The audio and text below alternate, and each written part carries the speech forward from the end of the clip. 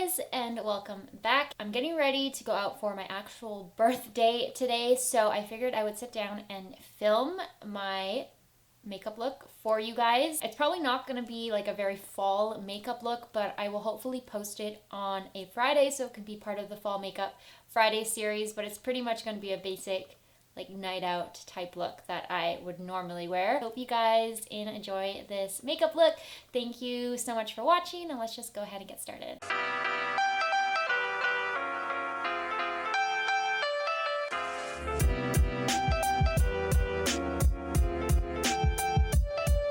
I'm gonna start off by priming my skin. I'm using the e.l.f. Poreless Putty Primer as per usual. I want to make sure my makeup lasts a decent amount of time tonight. I don't think I'll be out for very long. We're just going out for dinner.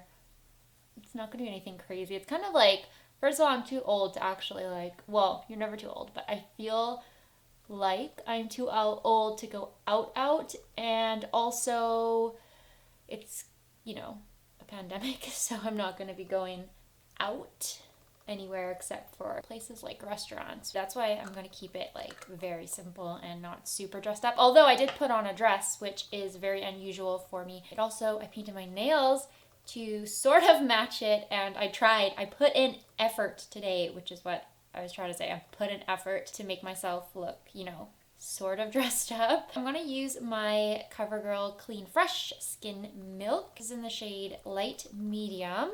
I was going to use, because I never use it and I was kind of trying to reserve it for special events, but I was going to use my Giorgio Armani Luminous Silk Foundation. But then when I was looking in the mirror, I'm like, I want to just keep my skin natural, and I don't want an actual like coverage foundation. I just want something kind of like this where my skin is still gonna look like my skin and not like I have foundation on. Even though this one is very subtle, it doesn't really add too much coverage. It does balance out my skin complexion, and it does cover a little bit. But it'll still show my freckles or dark spots or minor imperfections, which I like. It is really hard to dress up these days. I find that it's just I don't know, it's just hard because we're so used to not going out and doing things, and then it just makes it very difficult when you actually have to dress up. I never know what to wear. I never know how to do my hair. I'm just leaving it like this. And I don't know what to do for my makeup. I'm using my L'Oreal Age Perfect Concealer. I always apply it in the same way, which is under my eye, center of my forehead, kind of around my mouth, and on my chin area. I look very washed out in this video, but I think it is because of the fact that I'm using natural lighting. Sometimes when I use natural lighting, it just makes me look very, very washed out. I don't know why. I'm going to set my face next with my Rimmel powder. You guys already know I've been using this all the time since, I don't know, beginning of the year maybe. I think if you come to my channel for a variety of makeup products, you're not gonna really get it because I always use the same products. I'm using this, focusing it on the areas where I applied concealer. It keeps picking up chunks, and then because it's all broken in the pan, and then it falls, gets all over my clothes. It's so frustrating. But I'm focusing it primarily on the areas where I applied concealer, but I'm also going to use it kind of everywhere because I have that CoverGirl Skin Milk on all areas of my face today. Wow, this is making my skin look super matte today. Bronzer, I'm going to use my Wet n Wild Contouring Duo in the shade Dolce de Leche, and same spots as usual. I just kind of hollow out the cheekbone area, and then I also apply along the sides of my temple because it kind of shapes your forehead a bit. I don't think I really need to do this. I'm just so used to doing this. I know it's meant if you have a bigger forehead, this is a good way to kind of contour it, but I don't know why I still do it because my forehead's not big. Also, I feel like I'm balding right here. I've had a middle part, well, sort of, it's never really centered, but I've had a middle part for a while, and I'm wondering if it's because I always have the same part and if I should be like switching it up. I'm also just gonna apply a little bronzer around my nose because I find that that's the one spot that washes out in photos and also on my chin. Okay, and for blush, I'm going to use the ColourPop Between the Sheets blush. It's one of their Super Shock blushes. It's a good one because it is very neutral, but it has like rosy tones to it. But it like goes with any lip color, any eye look. Apply a little bit to the area above my brow as well. I am gonna spritz my face next with the NYX Bear With Me multitasking spray. I'm not using the Maybelline one because I don't want to be a greasy mess tonight. I like doused my skin in that today. I'm just gonna let this dry. I already did my eyebrows, but I will apply some eye primer. I use the Milani eye primer. Oh my gosh, I totally forgot. I meant to use this little travel spray, which is the Urban Decay All Nighter spray. I don't even know why I have this, but I think I'm just gonna use it on top.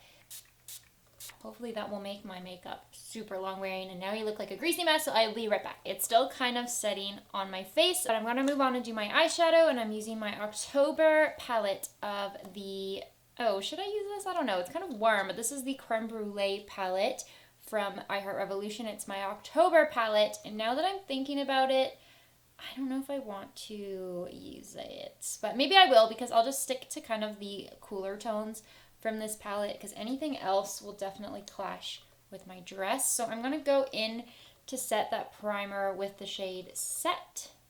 Ooh, just kind of apply this all over my lid and into my crease and kind of blow it out towards my brow as well. I'm going to go in with this shade right here, which is called Brulee. It's kind of just a shade darker than Set and has a little bit more brown to it. I'm also actually going to use Brulee under my eye as well.